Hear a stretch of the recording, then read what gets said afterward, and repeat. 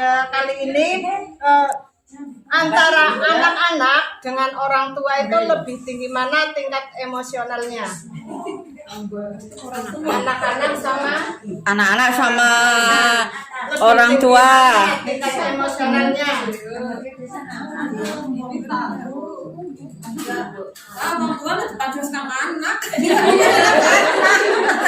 Jadi di sini ya, ternyata itu anak-anak itu tingkat emosionalnya lebih tinggi daripada orang dewasa. Mengapa?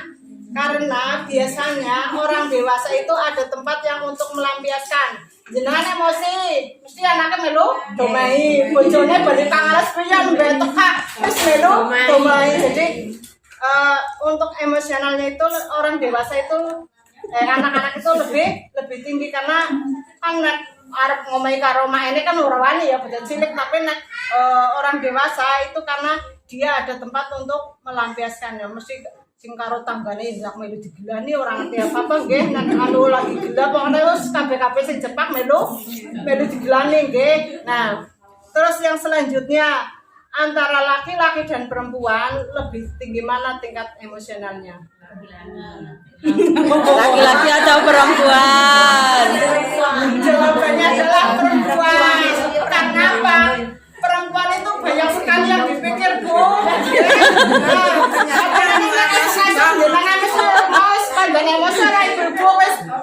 Lah tukang sayur urung teka urung masak ya malah dendang PWP jere kok melu kumpulan kan orang masak dhisik bojone balik kang alas mukanya malah gelak kerudungnya esek sobong lah esuk-esuk dilalas dina libur anaknya esuk-esuk mesti kan sinang omah lah sing nonton TV sing tangine kawanan apa marekna mesti jenengan mandan emosi nggih.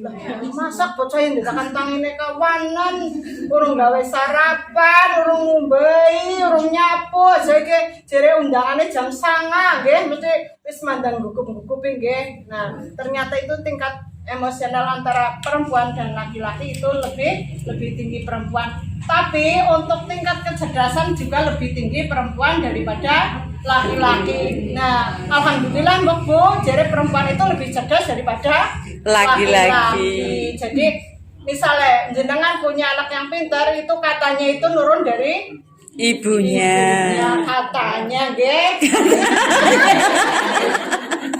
Jare.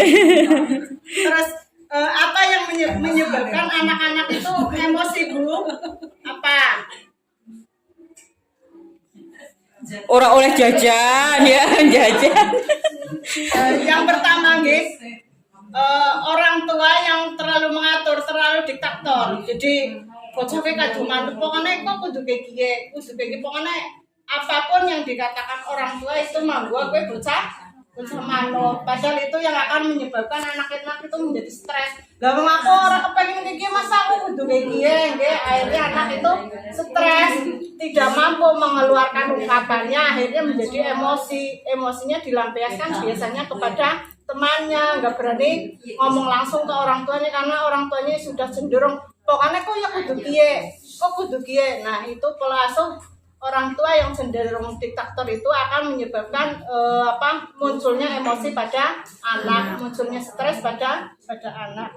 Terus yang kedua, orang tua yang terlalu banyak menuntut. Nah, karena kita kan punya anak-anak untuk satu keluarga saja, untuk 2 orang anak tentunya memiliki sifat yang berbeda ya. Misalnya si A senengnya iki, si B senengnya iki. Nah, orang tua kadang-kadang terlalu menuntut. Pokoknya kok kudu pinter ngaji, sekolah sing pinter, pahal sing gelem nggih, mangguang nggih, anakku ya sing pinter, sing ngajine sregep, sing kon ngapa-ngapa diperintah ya gelem nggih. Tapi saya kira itu ya jarang nggih. Rata-rata ya jenengane bocah kan sing gugu anane dhewek. Jadi ya kita hanya perlu untuk mengawasi, walaupun intinya kita ya kalau itu masih nggak berpengaruh buruk nggak masalah, tapi kalau itu sudah berpengaruh buruk ibu-ibu juga harus melarangnya nggih. Nggak semerta-merta yuk wis ngono sekarangmu, itu juga tidak baik. Terus ada juga faktor kekerasan, mungkin ibu-ibu nggak merasa ya telah melakukan kekerasan terhadap anaknya sendiri. Nah ini contoh kekerasan verbal. Esok-esok ibu ngomel-ngomel mesti ya itu termasuk Kekerasan. terus anaknya wis digetak-getak wis satu segelis kayak anu maer melu kumpulan. Jare Budina senam mulut.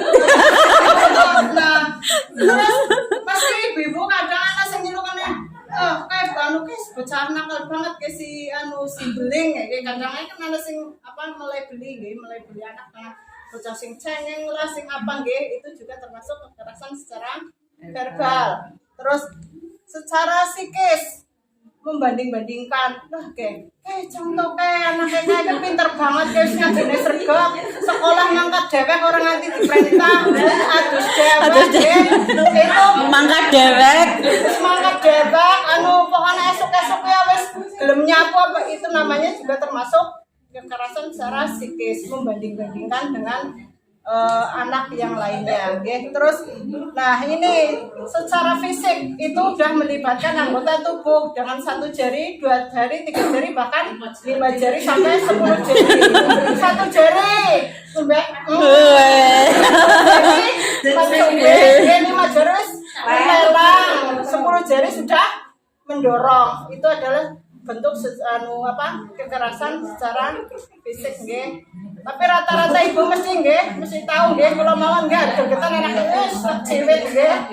Pun gregetan sih kadang-kadang diundang-undang nggih ora semaur, kadang-kadang pokoknya nggih etok-etok ora krungu apa mesti lho wis gregetan wis wis tertaya nggih. Terus pengaruh juga dari media sosial. Jadi untuk zaman sekarang kan anak dari balita saja sudah kenal HP nggih. Ibune kan seneng sambil masak HPP anaknya nanglang nggih menang nggih. Padahal itu sebenarnya juga nggak bagus karena apa? Karena nanti kita kan masak ngumbai kan nggak tahu apa yang menjadi tontonannya. Kadang-kadang untuk film-film kartun sekarang itu kan sudah bentuknya adalah kekerasan nggih. Sing gelut-gelutan kayak lo film apa sih? Power Rangers. Banyak sekali ya kadang-kadang nanti anak-anak akan meniru. Mereka belum paham bahwa yang ditonton itu adalah hanya sebuah bentuk tontonan, tapi akhirnya nanti dipraktekkan ketika dia bersama teman-temannya mesti kan sing gelut-gelutan, sing apa nggih. Kadang-kadang belum paham sih oke lihat tontonan tok, tapi mereka akhirnya akan mempraktekannya dengan temannya sendiri. Itu nggih. Terus orang tua yang terlalu banyak mengatur tadi nggih, misalnya kongkong bali sekolah ya bali terus ngaret terus repek karo ngomong ngajine nggih itu namanya terlalu banyak jere kok ngomong karo repek nggih terus overprotective orang tua yang terlalu melindungi biarkan anak itu main bersama temannya melayu-melayu wajar tiba ya wajar karena melayu-melayu mesti suatu waktu akan tiba jatuh nggih jangan aja melayu-melayu engko dadi tiba aja penekan engko tiba aja dolanan karo kancane engko ditukari itu namanya orang tua yang terlalu overprotective itu juga tidak bagus. Jadi biarkan saja mereka bersosialisasi dengan teman-temannya. Nanti setelah jatuh wis tukaran karo kancane toh akhirnya nanti kembali bermain kan kur sedelat toh mesti tukaran kan sedelat toh kok ya wis sedele ya wis kelalen ya wis gembul maning. Jadi nggak usah takut anak-anak main dengan yang lainnya akan jatuh, tukaran dan lain sebagainya. Terus tidak adanya ketegasan dari orang tua. Nah, ini untuk contoh yang ibu-ibu sekarang kan banyak yang bekerja nggih, kadang-kadang dititipna simbahe kan simbahe sing ngomong. Akhirnya antara aturan orang tua dengan aturan dari neneknya, dari mbaknya itu akan berbeda.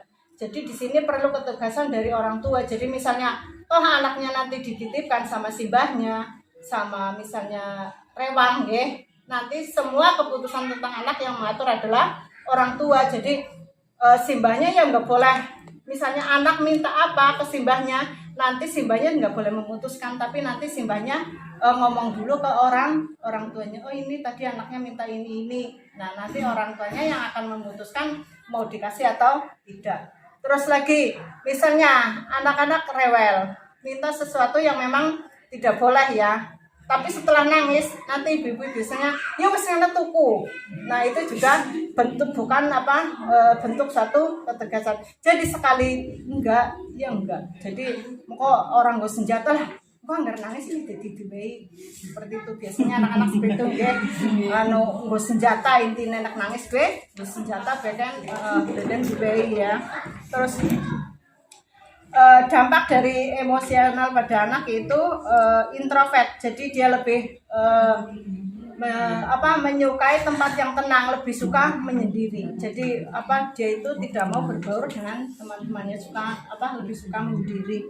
Terus ciri-ciri anak yang terkena tekanan psikologi itu susah makan. Susah makan di sini artinya dia itu susah makan di rumah, makan yang makanan pokok ya, dia itu maunya jajan. Jadi disuruh makan nggak mau, tapi dia senangnya lebih ke arah jajanan gitu, okay? Terus susah tidur di sini untuk malam hari biasanya itu jam 10 malam itu belum mau tidur, biasanya karena dia terlalu banyak tekanan, terlalu banyak pikirannya. Terus emosional tinggi, jadi itu menjadi anak yang temperamen. Jadi lagi gelak pasti ya diamuk, dibuang, mungkin gelas piring dia itu sudah berani melempar. Itu adalah ciri-ciri anak yang terkena dampak emosi. Terus tantrum, menyakiti diri sendiri. Saya pernah melihat anak yang seperti itu. Jadi ketika dia dimarahi karena dia sekolah, di sekolahannya itu ibunya terlalu keras. Jadi namanya anak PAUD kadang-kadang kan masih melayu-melayu, sekarang dewek cilik kan di sekolah itu kan di PAUD itu sebenarnya adalah sebagai bentuk mereka itu bersosialisasi bersama temannya. Jadi ibunya itu pengennya dia duduk manis mendengarkan apa yang lagi diberikan sama bunda-bunda PAUD, tapi anak itu lari-lari terus. Hanya kan punya emosi terus pokoknya ya pas wanita pokoknya sudah melebihi batas. Saya katakan sudah melebihi batas karena untuk ukuran anak segitu maksudnya ibunya itu yang menangani itu kebangetan ya. Terus akhirnya karena anaknya itu mau balik marah sama orang tuanya nggak berani, dia akhirnya menyakiti diri sendiri. Caranya dengan apa? Membentur-benturkan kepalanya tembok. Itu anak itu sudah sangat bahaya sekali ya kalau sampai dia itu sudah berani menyakiti diri sendiri, karena dia itu nggak berani membalas. Karena nggak berani membalas, akhirnya dia menyakiti diri sendiri. Itu sudah sangat bahaya sekali, nggih. Terus daya tangkap rendah. Jadi nek diulang dulune ora fokus. Jadi nembe mikir lah, diwarai, ditakoni mesti wis ngaleh. Itu salah satu cirinya ya. Terus ada juga yang sampai mempunyai perilaku menyimpang. Terus penyelesaian sosial yang buruk. Jadi ketika dia bermain bersama temannya, dia itu nggak bisa menyesuaikan diri dengan teman-temannya. Terus